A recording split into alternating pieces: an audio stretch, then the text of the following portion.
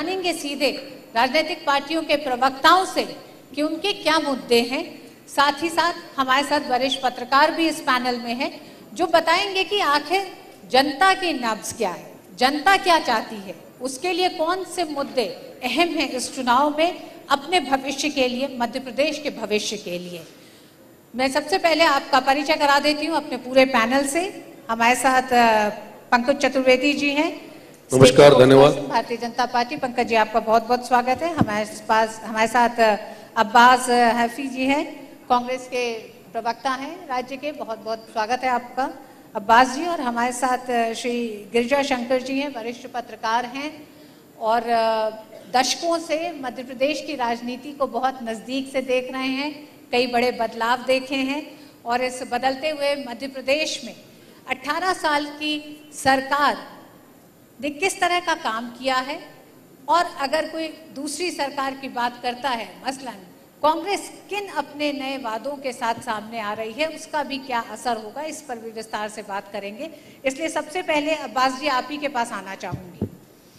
एक तरफ 18 साल का शासन है भारतीय जनता पार्टी का, दूसरी तरफ 15 महीने की कांग्रेस की सरकार है। 15 महीने में कांग्रेस ने वो क्या किया जनता के लिए, वो क्या रोडमैप था जनता के लिए, वो जो लेके गई है इस चुनाव में, आप जनता के सामने किन वादों के साथ हैं?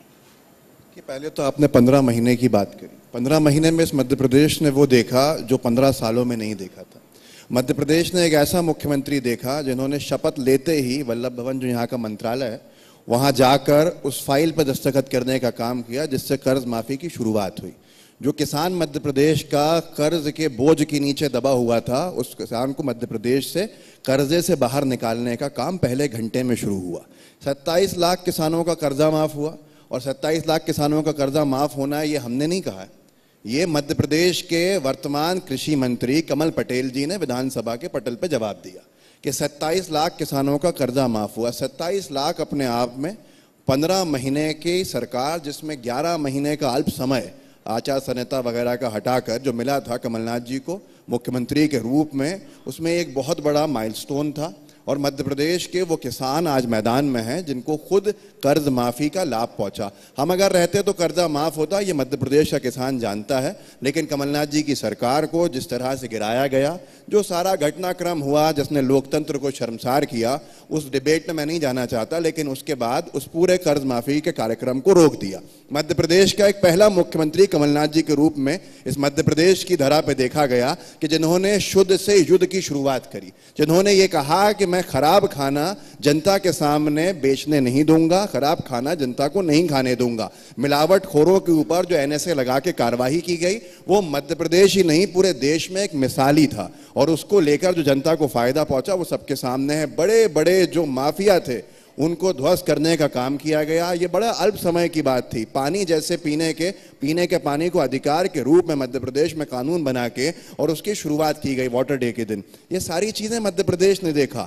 अगर कमलनाथ जी 5 साल पूरे करते तो रोजगार के जिस तरह से यहाँ पर एक बहुत लंबा अवसर लोगों को मिलता, वो भी आज था। और अब आपने बात करी कि हम आज किस तरह से हैं, वो बहुत सारी उपलब्धियां हैं जो अभी आज जनता के सामने हैं, लेकिन मध्य प्रदेश को बहुत आगे लेके जाना है और उसके लिए कमलनाथ जी का विजन इतना ज़रूरी भी है और बहुत महत्वपूर्ण भी है, क्योंकि उन्होंने ईमानदारी से चुनाव के मतदान से एक लंबे समय पहले अपना मैनिफेस्टो, प्रैक्टिकल मैनिफेस्टो जारी किया जो मेरे पास रखा हुआ है और जनता के बीच हम लेके भी गए। बीजेपी की तरह नहीं कि एक हफ्ते पहले हम लेकर आएंगे मैनिफेस्टो इनके हिसाब से कि जिसको कोई पढ़ भी ना पाए। हमारा मैनिफेस्टो आज मतदान से 1 महीना पहले जारी हो चुका और इसके अंदर मध्य प्रदेश को कैसे हम हर जो हाल उसकी बदहाली का बना हुआ है बाहर लेके जाएंगे, उसका जिक्र है। रोजगार का जिक्र है, महिलाओं को लेके जो उनको आर्थिक सुरक्षा है, सामाजिक सुरक्षा है, उसका जिक्र है। उसके साथ साथ जो युवाओं की शिक्षा की बात है उसका जिक्र है। किसानों को बदहाली से बाहर निकालना है उसका जिक्र है। वो तमाम चीजें हैं। मुझे लगता है कि हमारा मैनिफेस्टो गेम चेंजर है और इसके ऊपर अगर हम आगे समय रहा तो चर्चा भी करेंगे। जो हमारे किसानों का 5 हॉर्स पावर के जो बिजली के बिल है वो खत्म करने की बात है, बिजली के बिल आधे करने की बात है। सबसे सस्ती बिजली हम हमने मध्य प्रदेश में जनता को दी, 100 रुपये में 100 यूनिट देने का काम किया। हो सकता है यहाँ भी कुछ अगर मध्य प्रदेश संबंधित लोगों को लाभार्थी मिल सकते हैं। यहाँ आप जगह जगह जाइए, मध्य प्रदेश के लोगों से पूछिए आज उनका बिजली का बिल कितना और पहले कितना था। पहले से मतलब आप ये कह रहे हैं कि 2006 और 3 से पहले कितना था? मैं पूरे मध्य प्रदेश की, देखिए महंगाई जो है वो बढ़ती गई है, और अगर हम 2003 से पहले की तुलना करेंगे तो मुझे लगता है कि शायद बहुत सारा एक वर्ग ऐसा है जो उस वक्त KG1 और KG2 जैसी कक्षाओं में था और जिनके आज बच्चे भी स्कूल से बाहर आ चुके हैं या स्कूल के आखिरी पड़ाव के अंदर है। तुलनात्मक वो होता है जिसके ऊपर आप चर्चा कर सकें पिछले 10 साल का, पिछले 15 साल का। अगर हम 2003 के पहले जाएंगे तो फिर अटल जी की सरकार की भी चर्चा होगी, एक नाकाम केंद्र की सरकार की भी चर्चा होगी, ऐसे संघर्ष भरे हाल में मध्य प्रदेश को चलाने की भी चर्चा होगी। लेकिन जिन लोगों के पास 15 साल स्वर्णिम जो थे वो मिले और अब 20 साल, लगभग 18 साल, उसने मध्य प्रदेश का कर्जा 2003 में अगर 50,000 करोड़ था तो 4 लाख करोड़ पे लाके रख दिया। आज मध्य प्रदेश का हर एक बच्चा 40,000 रुपए के कर्जे में पैदा होता है। मैं उत्तर देता हूं। सवाल है, रोजगार को लेकर सवाल है, युवाओं के लिए भविष्य नहीं है। 18 साल में आपने राज्य को कुछ दिया नहीं। सबसे पहले 18 साल में राज्य को क्या मिला? मध्य प्रदेश 2003 में जब भारतीय जनता पार्टी को सेवा करने का अवसर मिला तो एक बीमारू राज्य था। इस मध्य प्रदेश में उस समय की तत्कालीन दिग्विजय सिंह जी की सरकार के पास तनख्वाह बांटने के पैसे नहीं होते थे। असमय पावर कट इस मध्य प्रदेश की पहचान थी, टूटी सड़कें मध्य प्रदेश की पहचान थी, गरीब खस्ताहाल मध्य प्रदेश था। आज मेरा मध्य प्रदेश देश के टॉप 5 स्टेट्स में है, किसी भी अच्छे पैमाने पर आप देखें, और हमारी कोशिश है कि जनता की कृपा मिली तो आने वाले 5 साल बाद मध्य प्रदेश टॉप 3 में जाएगा। मध्य प्रदेश की औद्योगिक विकास दर माइनस में हुआ करती थी, 24% है। मध्य प्रदेश की कृषि विकास दर 19% है। मध्य प्रदेश की सामान्य विकास दर 17% है। मध्य प्रदेश की प्रति व्यक्ति आय ऋतु जी 11,000 रुपए हुआ करती थी 2003 में, आज 1,40,000 रुपए मेरे मध्य प्रदेश से चलती है। यदि मध्य प्रदेश में 15 महीने की सरकार की बात करें, 15 महीने की सरकार के बाद इस मध्य प्रदेश में चुनाव हुआ 28 सीटों के चुनाव, तब कमलनाथ जी का आह्वान था हम 28-0 से चुनाव जीतेंगे, खारिज किया। किसान कर्ज माफी में दूसरा हाथ तो कभी कांग्रेस लगाती नहीं है। क्या नारा था और दावा था राहुल गांधी जी का मंदसौर की पिपलिया मंडी में? मध्य प्रदेश के हर किसान का कर्जा 10 दिन के भीतर माफ, 2 लाख तक का कर्जा 10 दिन के भीतर माफ, नहीं तो मुख्यमंत्री साहब। 15 महीने में आप कितने किसान 2 लाख का कर्जा माफ कर पाए? 5,000, 10,000, 3,000, 4,000 नीले फॉर्म, पीले फॉर्म, गुलाबी फॉर्म। मध्य प्रदेश के किसानों का फसल बीमा का प्रीमियम कमलनाथ जी ने नहीं भरा। इस मध्य प्रदेश के किसानों का ब्याज डिफॉल्टर कर दिया कमलनाथ जी की घोषणा से। 11 लाख किसान डिफॉल्टर थे जिनका 2200 करोड़ का जो ब्याज था शिवराज जी ने भरा ताकि उनकी ऋण की पात्रता हो। ये इनकी वास्तविकता थी। 15 महीने की सरकार मध्य प्रदेश के मुंह पर कालिक पीटने वाली सरकार थी। ऐसी सरकार जिसमें मुख्यमंत्री के कार्यकाल में उनके नजदीकों पर छापे पड़ते हैं, 281 करोड़ नकद बरामद होते हैं। सिंचाई घोटाला मध्य प्रदेश का, एक चीफ सेक्रेटरी गोपाल रेड्डी उसमें अभियुक्त हैं। सरकार का त्यागपत्र हो जाता है, मुख्यमंत्री मोबाइल घोटाले की फाइल पर साइन करते हैं।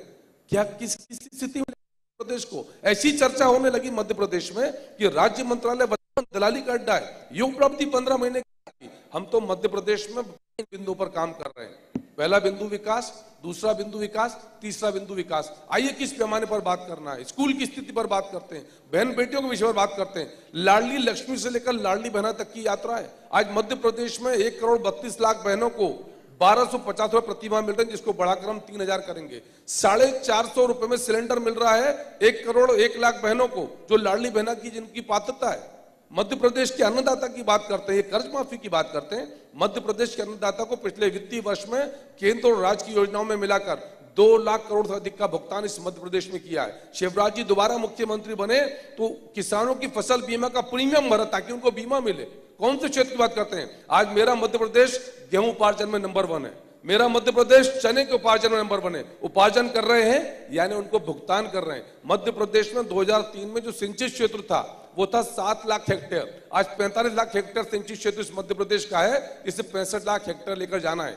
जो मित्र किसानी समझते होंगे कि असिंचित भूमि का 1 एकड़ और सिंचित भूमि का 1 एकड़ डबल उत्पादन करता है। इसीलिए आज हम गेहूं और चने की जिसकी मैंने बात करी उसमें क्या वादे थे इनके?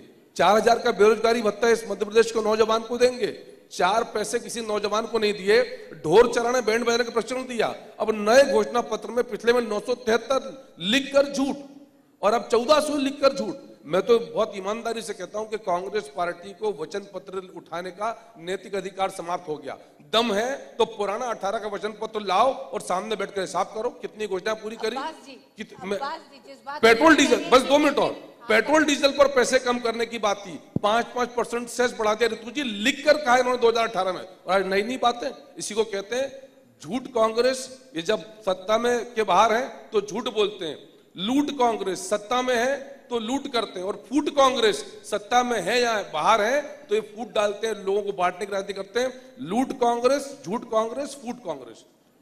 अब्बास जी, मौका तो मिला था 15 महीने का, तमाम वो वादे जो स्थानीय स्तर पे किए गए थे, जो यहाँ के लोगों के लिए किए गए थे, किसानों के लिए किए गए थे, उनको पूरा करने का भी समय नहीं मिला, जिसका बड़ा आरोप लगा रहे हैं। 15 महीने की सरकार पे सवाल वो उठा रहे हैं, 15 महीने की सरकार पे वो सवाल उठा रहे हैं जिन्होंने 15 साल में इस मध्य प्रदेश के लिए कुछ नहीं किया। 15 महीने के अल्प समय में लोकसभा की आचार संहिता को हटा के 11 महीने बचे, लेकिन उसमें भी जो किया है कम से कम उपलब्धियां हम गिना सकते हैं। और 15 साल में क्या हुआ, हमने उस पर ये तक जारी कर दिया, घोटाला ही घोटाला मध्य प्रदेश का। एक लफ्ज भी इस पे नहीं आया।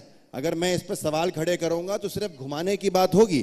15,000 करोड़ का पोषण आहार घोटाला, इस मध्य प्रदेश को आपने देश के अंदर पोषण आहार घोटाले के चक्कर में बदनाम किया कि स्कूटर, 2 पहिया वाहन, 3 पहिया वाहन के अंदर ट्रकों का सामान जा रहा था कोरोना काल में मध्य प्रदेश का, उन अबोध बच्चों का जिनको पोषण आहार की जरूरत थी। क्योंकि हमारे मध्य प्रदेश में, मध्य प्रदेश की भाजपा सरकार 18 सालों में कुपोषण को रोक नहीं पाई। कुपोषित सबसे ज्यादा दुनिया के जिलों में से एक जिला हमारा आया, ये उपलब्धि थी इनकी। उसके बाद अगर हम घोटालों की बात करें, भविष्य बर्बाद कर दिया। नर्सिंग घोटाला, घोटालों पे हम इनसे जवाब लेंगे, लेकिन उससे पहले अभी उत्तर जी आपके पास जाना चाहेंगे।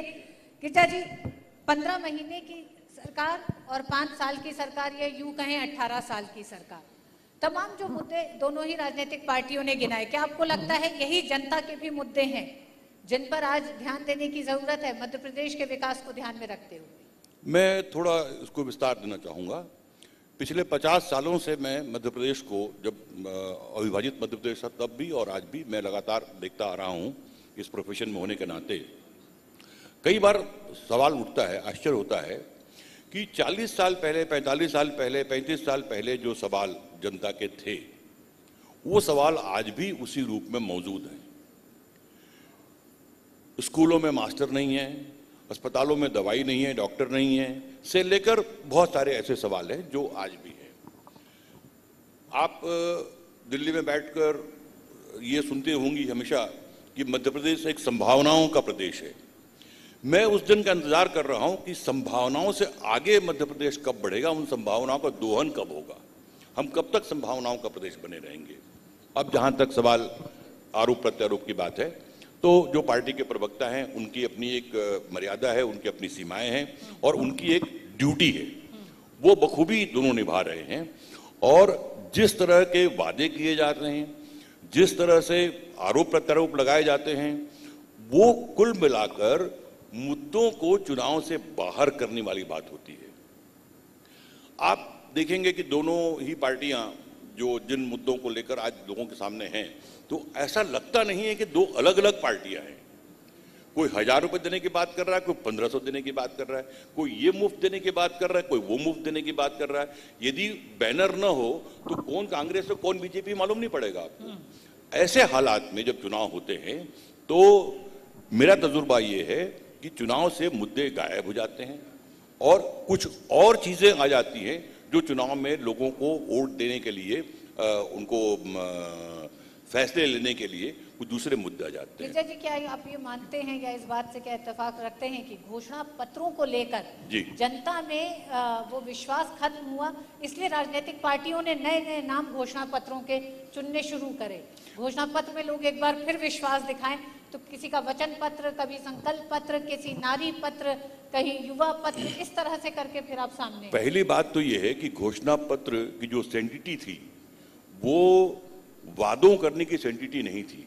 आप घोषणा पत्र जब शुरू हुआ, घोषणा पत्र की परिकल्पना चुनाव में की गई, तो उसमें मुख्य बात ये थी, घोषणा पत्र में हर पॉलिटिकल पार्टी अपनी विचारधारा, अपनी नीतियां, अपने कार्यक्रम, उनको वो अपने घोषणा पत्र में रखती थी और अलग अलग पार्टियों की अपनी विचारधारा और नीतियों के आधार पर उन घोषणा पत्रों को देखकर मतदाता तय करता था कि मुझे किस तरह की विचारधारा या किस तरह की नीतियों के वाले पार्टियों के साथ जाना है।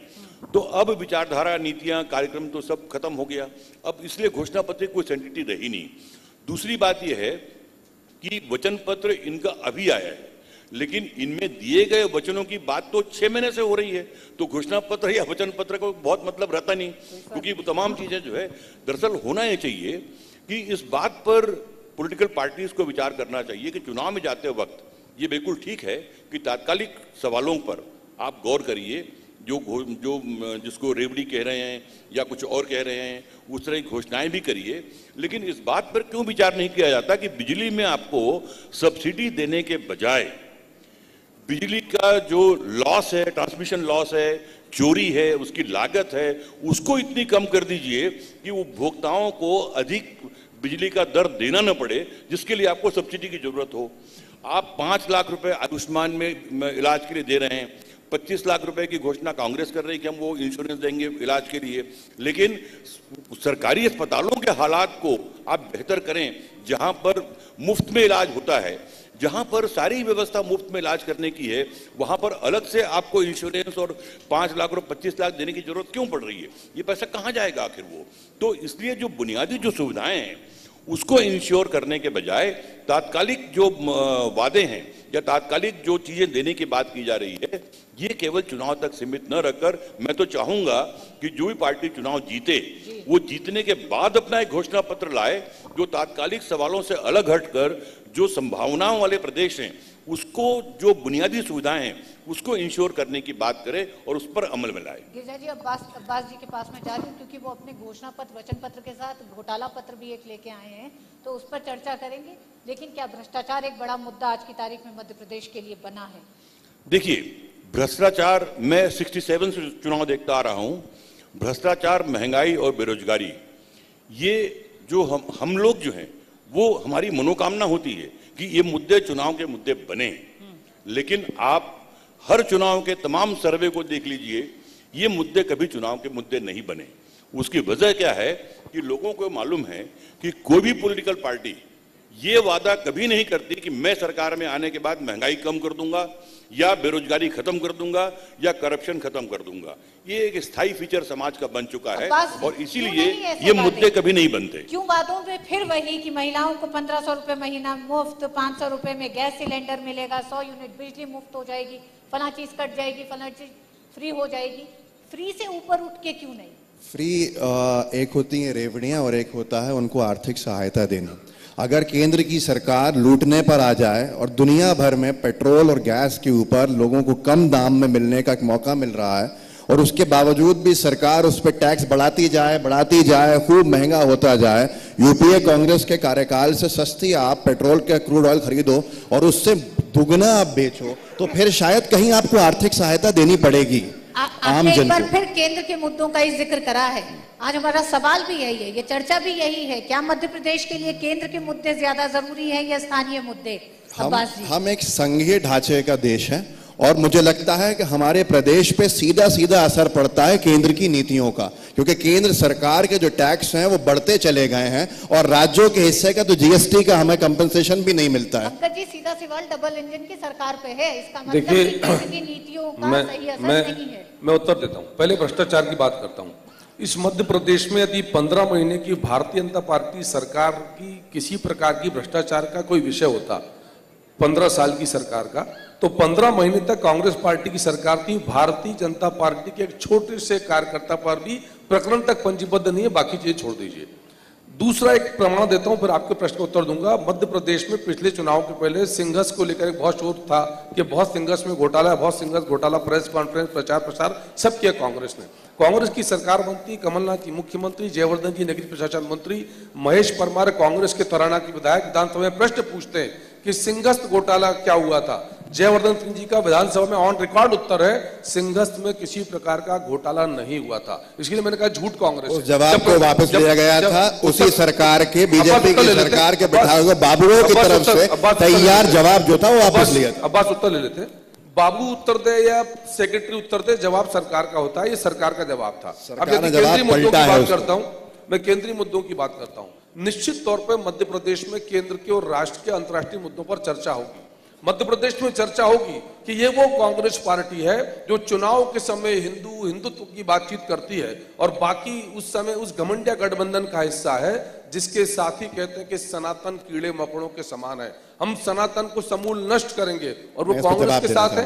ये वही कांग्रेस पार्टी है जिसके नेता दिग्विजय सिंह हिंदू आतंकवाद और भगवा आतंकवाद शब्द करते हैं। ये वही कांग्रेस पार्टी है जिसके नेता सलमान खुर्शीद मेरे और आपके हिंदू धर्म की तुलना ISIS और बोकोहराम से करते हैं। ये वही कांग्रेस पार्टी है जिसमें कमलनाथ जी मंत्री होते हैं और वो एफिडेविट करती है सुप्रीम कोर्ट में कि राम सेतु काल्पनिक है, प्रभु श्री राम काल्पनिक है, राम नाम का राम काज का विरोध करते हैं। आज सनातन की बात करते हैं, कांग्रेस सब जानना चाहते हैं पंकज भाई जवाब सनातन का विरोध क्यों, क्यों सनातन का विरोध, क्यों सनातन का विरोध, जवाब सुन लीजिए ना, सनातन मेरा उत्तर पूरा हो जाए। अरे वो तो एक ही चीज रिपीट कर रहे हो, क्या बिगाड़ा आपका, आप रिपीट करते रहेंगे, आतंकवाद की बात करते हो, क्यों भगवा, मेरा जवाब ले लीजिए ना। सवाल ये आरोप लगा रहे हैं, अब जवाब ये है क्योंकि बीजेपी के पास अपनी उपलब्धियां तो है नहीं, अब कैसे लोगों को उलझाएं। सुन लीजिए ना, सुन लीजिए, जवाब ले लेता हूं। ये हिंदुत्व पे और सनातन परंपराओं पे और सनातन धर्म के ऊपर ये आरोप लगा रहे हैं। ये वो सरकार है जिन्होंने राम राजा सरकार ओरछा को 2.25 लाख करोड़ का आयकर का नोटिस, चिल्लाने लगे देखिए चिल्लाने लगे, 2.25 लाख करोड़ का ये आयकर का नोटिस भेजा है इनकम टैक्स का। श्री रामचंद्र जी को राम राजा के मंदिर को 2.25 लाख करोड़ का नोटिस, आयकर का नोटिस क्यों बोला? अब ये खामोश, धर्म की तुलना ISIS बोकोहराम से क्यों करी ना, जवाब दीजिए ना। आपने 2.25 लाख करोड़ का राम राजा सरकार को नोटिस क्यों भेजा था? ये है उसका नोटिस, नोटिस पे जवाब देंगे। ये नोटिस है, ये नोटिस है, ये नोटिस लेकर आया हूँ आज। ये हमास के पक्ष में अब आप सुनिए, छतरपुर के नरसिंह मंदिर पे समर्थन करोगे, भारत का समर्थन नहीं करोगे, हमास के समर्थन नहीं दे पा रहा। मेरे सिर्फ एक चीज मुझे तकलीफ हो गई, ये है झूठे सनातन, ये है झूठे सनातन। नरसिंह मंदिर छतरपुर में नोटिस भेजती है भाजपा की सरकार कि आरती की आवाज धीरे करो, नहीं तो हम कार्रवाई करेंगे। हमास का समर्थन किया कि नहीं किया? सोचिए, देखिए एक मिनट रुकिए, मैं आपसे एक निवेदन कर रहा हूँ क्योंकि जनता को हम बहुत चिल्ला के डिस्टर्ब कर रहे हैं। मैं पहले पूछ लूं फिर आप जवाब दे दीजिएगा, आप बीच में रोक रहे हैं। नरसिंह मंदिर, मैं पहले मेरे सवाल अधूरे हैं, मेरे सवाल अधूरे हैं। ये सवाल के सवाल नहीं होता, सवाल के जवाब होते हैं।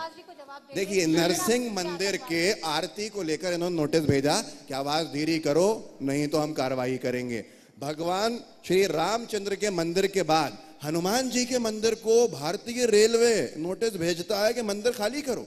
ये है वो नोटिस, ये नोटिस मेरे हाथ में है। आप सोचिए, सबलगढ़ के अंदर ये मध्य प्रदेश में बीजेपी की सरकार में हो रहा था। आरोप लगाने पर बड़ी बड़ी बातें करेंगे। इन तीनों सवालों के अगर जवाब दे सकते हैं तो मुझसे सवाल पूछें, बहुत अच्छे से जवाब दे देंगे। अब्बास जी, हम लोग क्यों बार-बार मंदिर मस्जिद में फंस जाते हैं? इनके पास कोई मुद्दे नहीं, हम तो डेवलपमेंट, हम फंसते हैं। हमने तो, ये है विकास हमारा, ये 15 महीने की उपलब्धियां, हम बातें कर रहे हैं, क्यों नहीं उन बातों पे हम घेर पा रहे हैं? हमने, अच्छा आपने एक और बहुत महत्वपूर्ण सवाल करा था, मैं उसको जोड़ना चाहता हूँ। आपने कहा आपने एक चीज कही जी, मैं उसको जोड़ देता हूँ। ये करते हैं, हमने क्या कहा, आपने कहा कि मैनिफेस्टो घोषणा पत्र से, आपने इससे पहले कहा तो उसको भी जोड़ रहा हूँ। घोषणा पत्र से क्या आज क्रेडिबिलिटी खत्म हो गई है कि लोग दूसरे नाम, तो मैं उसी पर जोड़ रहा हूँ कि हमारा काम यह है, विकास की बात यह है कि हमने वचन पत्र नाम रखा। ये हमारा मध्य प्रदेश को लेकर, विकास को लेकर संकल्प, और ये आए विजन डॉक्यूमेंट।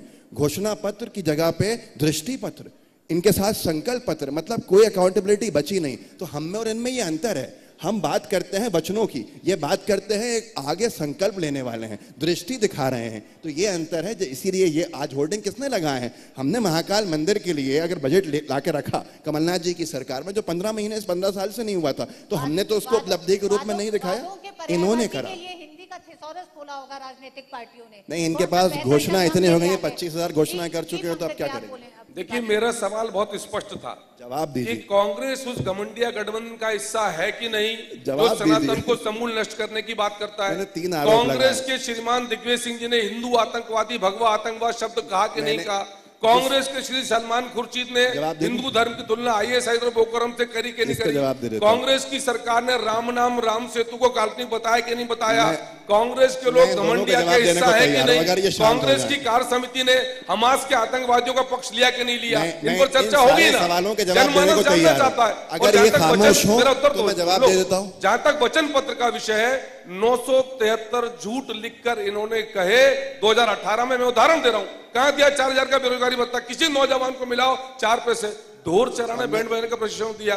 5-5 रुपए पेट्रोल डीजल पर कम करना लिख कर कहा था, नहीं किया। दूध पर 5 रुपए बोनस नहीं दिया। गेहूं पर, दलहन पर, तिलहन पर बोनस नहीं दिया। किसान कल्याण कोष नहीं दिया। फसल बीमा नहीं दिया। किसान कर्ज माफी 10 दिन में 2 लाख तक की नहीं करी। ऐसे 973 झूठ लिख कर दिए। उसके बाद वचन पत्र की बात करते हैं, इसको बोलते हैं राजनीतिक निर्लज्जता। अब सुनिए, जवाब सुनिए। राम सेतु की जो बात की है और साथ ही साथ हमास को समर्थन की बात। अब मैं सारी जवाब देना चाहता हूँ। इनको निवेदन करता हूँ, मेरे बड़े भाई हैं पंकज भाई, हम साथ में हमने काम भी सीखा इनसे बहुत। तो मैं कुछ बहुत संक्षिप्त जवाब देना चाहता हूँ। सबसे पहले राम सेतु की बात आती है यहाँ पर। राम सेतु को तोड़ने की बात उमा भारती जी ने, आप गूगल कर सकते हैं, आप सब आज के सारे संसाधनों से लैस हैं, कि उमा भारती जी ने आरोप लगाया था कि बीजेपी की एनडीए सरकार ने राम सेतु को तोड़ने की अनुमति दी। उस फाइल पे साइन अडवाणी जी पर आरोप लगा के, अटल जी के ऊपर आरोप लगाए थे। अभी गूगल कर लीजिए, मिल जाएगा, सर्च कर लीजिए। दूसरी बात हमास को लेकर कही। मध्य प्रदेश की बीजेपी सरकार, बीजेपी के अध्यक्ष जी ने प्रेस कॉन्फ्रेंस कर दी बिना कोई स्टैंड जाने हुए। कांग्रेस कार्य समिति की बैठक में सबसे पहली लाइन ये थी कि जो भी बेकसूर मारे गए हैं इजराइल में, उसकी हम निंदा करते हैं और उसके साथ हमारा ये स्टैंड है, हम चाहते हैं कि दोनों नेशन टू नेशन पॉलिसी के तहत स्वतंत्र रूप से रहें, बाउंड्रीज डिफाइन हो। वो ही जवाब मध्य प्रदेश, सुनिए, भारत सरकार के फॉरेन मिनिस्ट्री ने अंतर्राष्ट्रीय पटल पे यही स्टैंड रखा है। अगर हमास का जिक्र कांग्रेस वर्किंग कमेटी के ड्राफ्ट में कोई दिखा दे, CWC इस्लामिक आतंकवादी संगठन है, ये एक सच है। क्या हमास का नाम कांग्रेस वर्किंग कमेटी के ड्राफ्ट में है? अगर है तो मैं राजनीतिक ये पृष्ठभूमि छोड़ने को तैयार हूं। अगर आप CWC के ड्राफ्ट में हमास का, मेरा जवाब पूरा नहीं हुआ। तीसरा जवाब जो आपने यहां पर हिंदू आतंकवाद की, भगवा आतंकवाद की बात करी। माननीय पंकज जी ने आरोप लगाया दिग्विजय सिंह जी पे। RK सिंह ATS के चीफ थे और उन्होंने ये पहली बार शब्द का इस्तेमाल किया था, भगवा आतंकवाद। वो RK सिंह आज मंत्री है बीजेपी की सरकार में। वो RK सिंह मंत्री हैं बीजेपी की मोदी सरकार के अंदर। अरे शर्म आती है, एक ऐसे अधिकारी को मंत्री बनाया जिसने पहली बार इस देश के अंदर भगवा आतंकवाद कहा था। शर्मिंदा होना चाहिए। अब्बास जी अपने आप को फैक्चुअली सही करें। भगवा आतंकवाद, मैं फैक्चुअली सही हूं। RK सिंह, आप पार्टी मत बनिए। RK सिंह, आप लोग गूगल करो। RK Singh ATS chief, RK Singh ने इसको कहा है। यही तो समस्या है कांग्रेस के साथ, के सच नहीं सुन सकते। पंकज जी आपकी बात सुनोगे। अब्बास जी आपने अपनी बात कह ली, अब दूसरों की बात भी आप सुनेंगे ना जी। चिंतन शिविर की ये बात है 2013 की, जयपुर में कांग्रेस का चिंतन शिविर। सुशील कुमार शिंदे आपके गृह मंत्री, उन्होंने कहा भगवा आतंकवाद। और मैं इसलिए कह रही हूं, मैं कोई राजनीतिक पार्टी से नहीं हूं, पत्रकार हूं। सारे पत्रकार चिंतन शिविर में ये हैं RK सिंह, अब्बास जी ये हैं RK सिंह, मोदी सरकार के मंत्री, मोदी सरकार के मंत्री। इनको क्यों नहीं हटाते? आप कांग्रेस पे आरोप लगा सकते हैं, बीजेपी से पूछिए तो। इस RK सिंह को मंत्री क्यों बना के रखा है जिसने भगवा आतंकवाद का? देख रही है कि कौन क्या कर रहा है, ऐसे में ये कहीं ना कहीं भटकाने का काम करते हैं। देखिए, मैं कांग्रेस को इनके हल्ले में आपकी आवाज भी, मैं सवाल भी नहीं सुन पाया ठीक से। लेकिन मेरे समझ में नहीं आ रहा है कि मध्य प्रदेश में विधानसभा का चुनाव हो रहा है या हम चुनाव से इतर कहीं जा रहे हैं। इन तमाम जितने मुद्दों की बात कर रहे हैं, उसका मध्य प्रदेश के आवाम से क्या ताल्लुक है, और खासकर विधानसभा चुनाव के परिप्रेक्ष्य में मेरी समझ में नहीं आया। कम से कम पार्टी के प्रवक्ताओं को इस बात को ध्यान में रखना चाहिए कि अपने पार्टी का पक्ष रखते हुए उनको इस बात को ध्यान रखें कि वो विधानसभा चुनाव जो 1 महीने के बाद होने वाला है, उसके लिए अपनी पार्टी का पक्ष रखने आए हैं। वहां पर लोगों को ये समझाने आए हैं कि विधानसभा चुनाव में उनकी पार्टी को यहाँ के मतदाता क्यों वोट दें। मैं नहीं समझता कि इन मुद्दों से वो बात कह पा रहे हैं। इसीलिए होता यह है कि चुनाव में आप देखेंगे कि मुद्दे बहुत किनारे रह जाते हैं। पॉलिटिकल पार्टीज भी चाहती हैं कि मुद्दों के बजाय चेहरों पर चुनाव हो, और आज जो मध्य प्रदेश में चुनाव होने जा रहा है आप देखेंगे कि जमीनी हकीकत यह है कि मुद्दे बहुत किनारे लग गए हैं। चुनाव हो रहा है शिवराज सिंह वर्सेस कमलनाथ। मैं समझता हूं कांग्रेस और बीजेपी भी थोड़े हाशिए पे चले गए हैं, और चेहरों पे चुनाव इसलिए पॉलिटिकल पार्टी प्रेफर करती हैं, उससे मुद्दों से उनको बचने में थोड़ी मदद मिलती है। वैसे भी आप देखेंगे कि आजादी के बाद से जो हमारा जो इंडियन इलेक्टोरल पॉलिटिक्स है वो हमेशा चेहरों पर रहा है, वो पार्टियों पर नहीं। जवाहरलाल नेहरू को वोट मिले, इंदिरा गांधी को वोट मिले, अटल बिहारी वाजपेयी को वोट मिले, नरेंद्र मोदी को वोट मिले, और जब चेहरों पर चुनाव जब होता है तो जाहिर है कि मुद्दे उसमें बहुत किनारे हो जाते हैं। और आने वाला चुनाव जो विधानसभा का है वो भी चेहरों पर होंगे, ये मानना है वरिष्ठ पत्रकार का। और साथ ही साथ उनका ये भी कहना है कि मध्य प्रदेश की जनता अपने मुद्दे तय कर चुकी है। उसके तमाम वो मुद्दे हैं जो मध्य प्रदेश की संभावनाओं में दबे हुए हैं, उन मुद्दों को कब राजनीतिक पार्टियां अपना मुद्दा बनाएंगी। बहुत बहुत धन्यवाद हमारे तीनों ही पैनलिस्ट का इस पूरी चर्चा में शामिल होने के लिए। मध्य प्रदेश में स्थानीय या राष्ट्रीय मुद्दे हावी, बहुत बहुत धन्यवाद।